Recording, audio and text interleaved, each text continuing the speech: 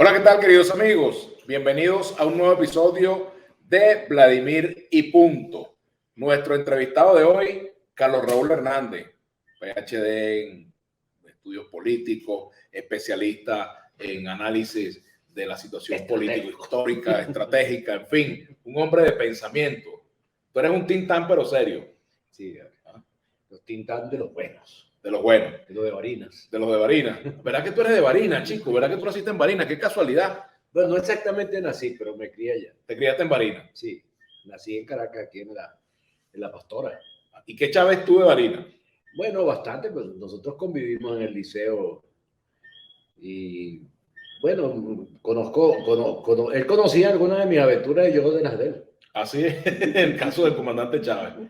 Ahora, fíjate, ¿qué pasó? ¿Qué crees tú ha pasado allá en el estado de Barinas como para que un candidato como Freddy Superlano le ganara las elecciones al hermano del comandante Chávez, a Denis Chávez?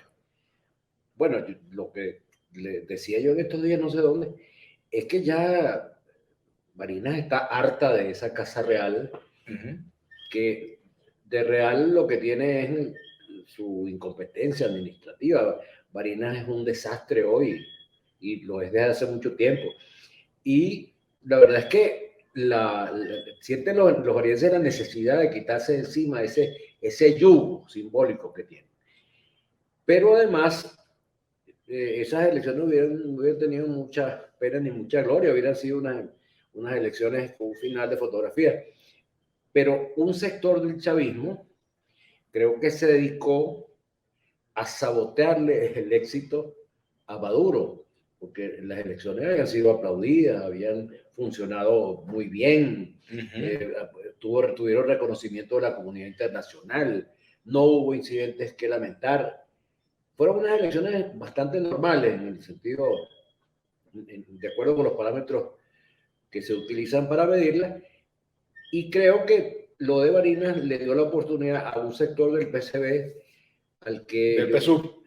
Perdón, sí, del PSUV, pero que deberían ser del PCB, que tienen todo el ánimo, y eso es bastante claro, de perturbar el proceso que se está abriendo en el país, que indiscutiblemente hay un proceso de apertura política y económica, y refugiarse en las viejas banderas chavistas, revolucionarias, estilo cubano. Entonces, creo que aprovecharon la oportunidad para ensuciarle el dulce a Maduro, el dulce democrático que estaba sirviendo, y bueno, han creado el escándalo que estamos viendo, donde, bueno, en estos días había uno de ellos en el Canal 8 decir que el modelo a seguir es el modelo nicaragüense. O sea, el somocismo del siglo XXI. El somocismo del siglo XXI, de socialismo al somocismo del siglo XXI. Entonces, claro, ellos han hecho de eso un escándalo y por eso tú ves cosas tan extravagantes como que inhabilitan a un candidato del PSB. Sí, eso es como inhabilitar, por ejemplo, a un gallinazo. Algo por el estilo, algo que una ave rara. Pero espérate, no confunda un gallinazo con el gallo rojo. El gallo rojo le ha hecho sacar canas muy blancas al PSUV. Sí, pero inhabilitarlo a ellos no tiene absolutamente ningún sentido, porque, bueno, ¿cuáles son las posibilidades electorales que tiene en esa polarización? Quizás tienen temor de que les quite algunos voticos al PSUV. No, es que yo creo que quieren hacer escándalo, y todo lo que yo he visto de cómo ha funcionado todos los acontecimientos de Barinas, se ve que primero que está corriendo mucho dinero, y segundo que están tratando de hacer escándalo por todos lados. Para llamar a la atención, para provocar la atención. Para provocar la atención y para desacreditar el proceso electoral. Bueno, porque yo lo he dicho varias veces, en este momento el PSV tiene dos caras. Una es la cara autoritaria de Barinas y la otra es la cara de Carabobo, que es distinta, es aperturismo, amplitud, pluralismo, etc. Entonces, hay dos caras en apuesta. Y creo que... ¿Y quién encara esa cara de Barinas? Si le pones una figura del PSUV. Yo no quisiera mencionar, pero todo el mundo sabe quiénes son, que hay un grupo que ha asumido la defensa del patrimonio histórico del chavismo y las grandes banderas revolucionarias cubanófilas, sin ninguna razón, porque los propios cubanos, según la información que tengo, están desesperados por salir del fidelismo. Así que no se pueden mover mientras Raúl Castro siga regentando de alguna manera. Y aquí en Venezuela hay un madurismo y ese madurismo está empeñado en salir del chavismo. Bueno, yo creo que el madurismo está obligado por las circunstancias, porque están ejerciendo el poder, saben lo que tienen entre manos, a salir de toda esa cantidad de ese plumero ideológico que llevó al gobierno venezolano a una situación como la que está, primero de crisis interna, crisis económica y social interna, porque Chávez se dedicó a destruir la producción privada y a destruir a nombre de la lucha de clases, ¿no? Como los empresarios eran burgueses y la lucha de clases decía que había que aniquilar a la burguesía, pues aniquiló la producción. Y Maduro hereda esas circunstancias, está tratando de alguna manera de salir de eso, pero no lo dejan, por un lado, las sanciones y por el otro, factores internos del gobierno. Factores internos del PSUV, mejor dicho. En el caso de Barinas, volviendo a Barinas, en Barinas, ¿no quieren a Chávez o no quieren al chavismo? Bueno, yo creo que es difícil en el caso de Barinas particularmente establecer diferencias, porque lo que están es cansados de ese régimen familiar que hay en Barinas, que no ha permitido la oxigenación, que no ha habido ninguna posibilidad de que llegue otra gente al gobierno. Es decir, esas familias hizo a Barinas su propiedad privada, es una finca. Y los barineses están hartos de eso.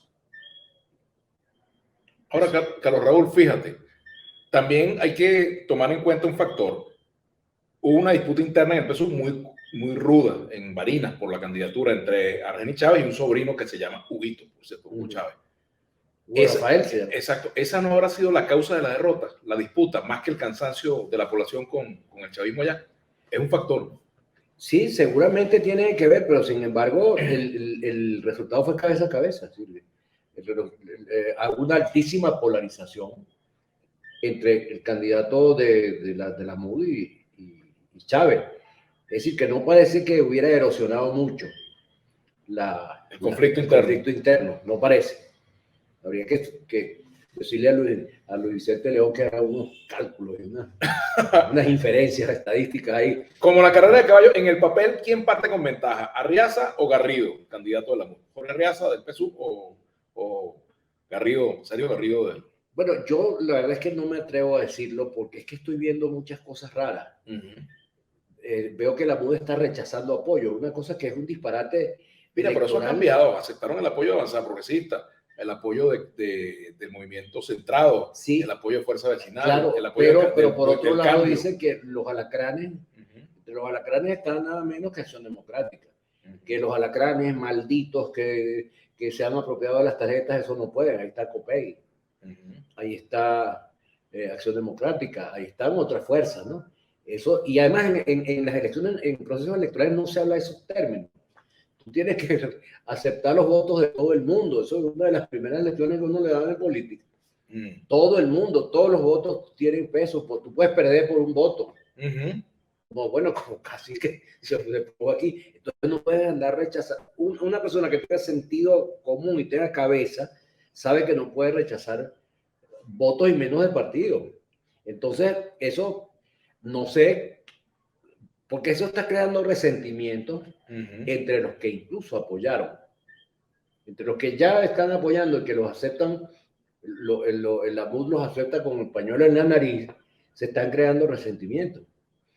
Y eso no contribuye en nada a un proceso electoral. Fíjate, Carlos Raúl, a propósito de ese tema, el candidato de la Alianza Democrática, Rosales Peña, el candidato en las elecciones pasadas, Rosales Peña, desistió de su candidatura. Sí. Y entiendo que va a apoyar la candidatura de Garrido. Ahora, lanzan a Claudio Fermín. Esa candidatura de Claudio Fermín, ¿qué busca? Bueno, yo vine a hacer la candidatura de Claudio Fermín como un proyecto de aglutinar a los excluidos. O sea, a los que estaban echando ¿Esta de Barinas? Sí, sí.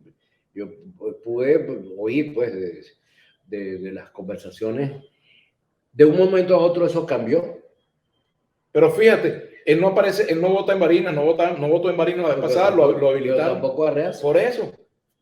Si, por ejemplo, la MUD hubiese escogido un candidato de Caracas, de repente no lo habilitan.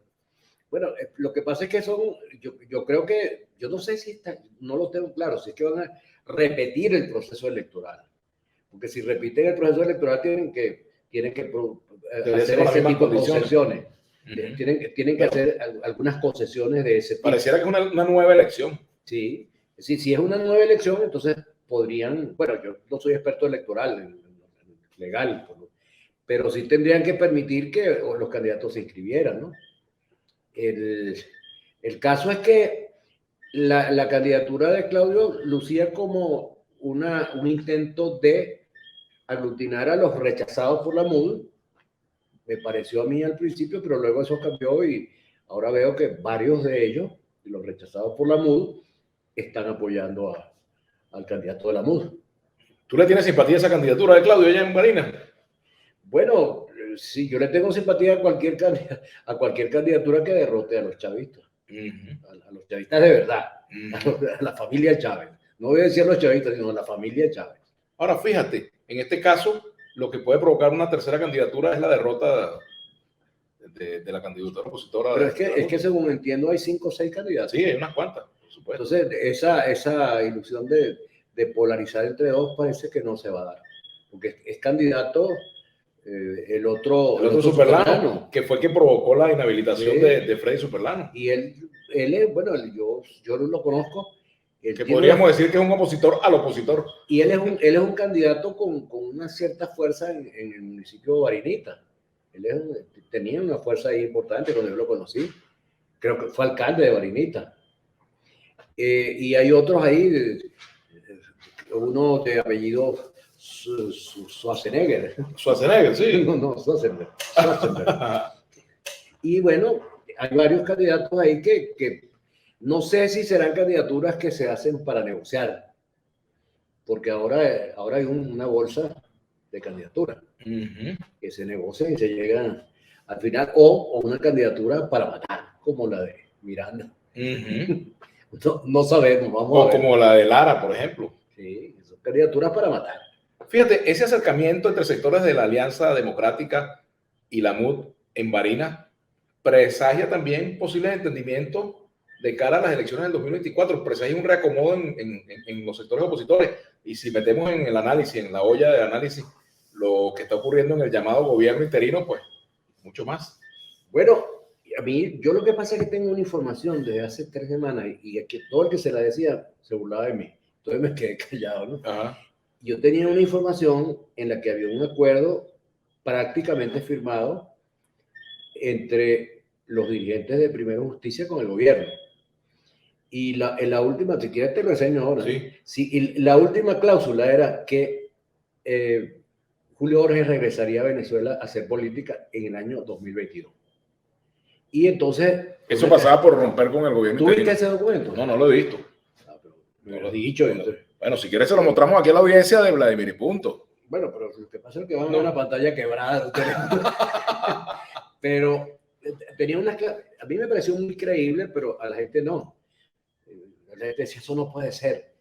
Bueno, con las declaraciones de Julio Borges, uno se da cuenta de que sí puede ser, porque decía que se iban a retirar los juicios contra militantes de Primera Justicia, con el compromiso de que los candidatos de Primera Justicia fueran hasta el final, que no se fueran a retirar, que no hubiera denuncia del proceso electoral.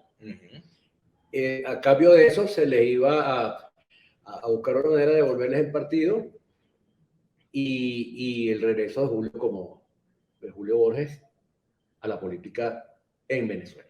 Eso lo tengo yo, te lo dejo antes de ir. Mire, con el regreso de Julio Borges a la política en Venezuela, gana Maduro, gana Guaidó. Bueno, yo lo que veo es que Maduro ha ido amansando a todos esos gallos espueléricos. Eso lo ha ido avanzando uno a uno. Y además me dicen que está previsto que rehabiliten a Leopoldo López y a Capriles para el año 24 también. Ah, bueno, imagínate. decir, es que están pasando una gran cantidad de cosas y lo que yo lamento es que los gringos no se den cuenta de las cosas que están ocurriendo. Entonces, bueno, creo que no se han dado cuenta ni siquiera de la declaración de Julio Borges. ¿Tú crees? No, lo digo en chanza, pero es que no asumen que aquí es un gobierno que está empujando, que está tratando de hacer una apertura. Nuestro amigo Nicolás está luciendo como una especie de Gorbachov, pero nadie le hace caso, nadie se ocupa de lo que está haciendo. Entonces, deberían estimularlo más bien, ¿no? Para que esa apertura o sea, si Nicolás es Gorbachov, ¿quién es Diosdado en esa historia? Diosdado. Bueno, Diosdado era aquel, ¿cómo es que se llamaba? El que después fue candidato presidencial que se pensaba que iba a ganar. Chirinovsky, ¿no? Chirinovsky era. Chirinovsky, ¿no? Sostakovich. Tchaikovsky. No, yo recuerdo, bueno, hace tanto tiempo, ¿no? Que hubo unas elecciones en las que inmediatamente después, y se decía que iba a ganar otra vez un candidato nacionalista comunista. Ajá. Y nada de eso ganó nuestro amigo Yeltsin. O sea, que tú crees que Diosdado es más comunista que Nicolás. Bueno, a mí me da la impresión de que él optó por ese camino, porque tú te acuerdas que él insistió mucho y se hizo ver ante el mundo como que era el único no comunista de ese grupo. Incluso él se sentía muy orgulloso y lo decía cada rato de que no había ido a Cuba. De que no se consideraba. Y que no iba a Cuba. Y fue a Cuba cuando la muerte de Chávez, y creo que le gustó. No la muerte de Chávez. ¿Qué piensas tú de esa frase que tiene Diosdado en su programa que dice, aquí no se habla, aquí está prohibido hablar mal de Chávez, o no, aquí no se habla mal de Chávez? Bueno, lo que pasa es que él me da la impresión, no me gusta hablar así como si uno tuviera revelaciones, ¿no? Yo creo que él está tratando de hacerse una fuerza con el pasado chavista. Así como él comprende que Maduro cogió la delantera en cuanto al cambio. Yo no sé si le va a salir bien o mal, ni si lo va a hacer bien o mal, pero Maduro está jugando a la apertura. Fíjate que en el acto de la Cava habló de descentralización y de todas esas cosas, ¿no? Bueno, entonces yo creo que Diosdado está jugando a hacer la conservación, como aquel debate en ADN entre ortodoxos y renovadores. Yo creo que él está jugando a hacer la ortodoxia frente a los renovadores. Pero fíjate que ese cartelito dice, aquí no se habla mal de Chávez, pero no dice abajo, y de Maduro tampoco. No, y claro, aquí no sé, es como el templo de la ortodoxia. Aquí no se puede decir nada que contravenga los sagrados principios de Hugo. Ahora fíjate, el futuro proceso electoral presidencial del 2024, ¿cómo pintan el chavismo y cómo pintan la oposición al día de hoy? Ya, yo digo que el 2024 arrancó el 26 de noviembre, después de las elecciones, claro. El 22 de noviembre. Pero es que yo creo que antes del 2024 está el 2023 y está el 2022 y están los diálogos de México. Es decir, el futuro de lo que pasa en estos años, estos 2 años próximos, cuál es el camino que se va a agarrar, depende de los diálogos de México, porque el gobierno, eso lo he dicho muchas veces, el gobierno tiene un interés extremo y por eso toda su transformación, su metamorfosis, en el levantamiento de las sanciones. ¿Tú crees que va a continuar los diálogos en México? Bueno, yo no sé si lo van a hacer, pero yo creo que tendrían que hacerlo. Cuidado si no se han interrumpido. Bueno, es que dicen que no, dicen que los diálogos siguen, pero formalmente yo creo que se deberían reinstalar y además incorporar a la nueva oposición, porque la MUT apenas el 40% de los votos de la oposición. Entonces, ese 60%, pese a los vetos de Freddy Guevara, deberían incorporarlo, porque sería un contrasentido que no lo hicieran.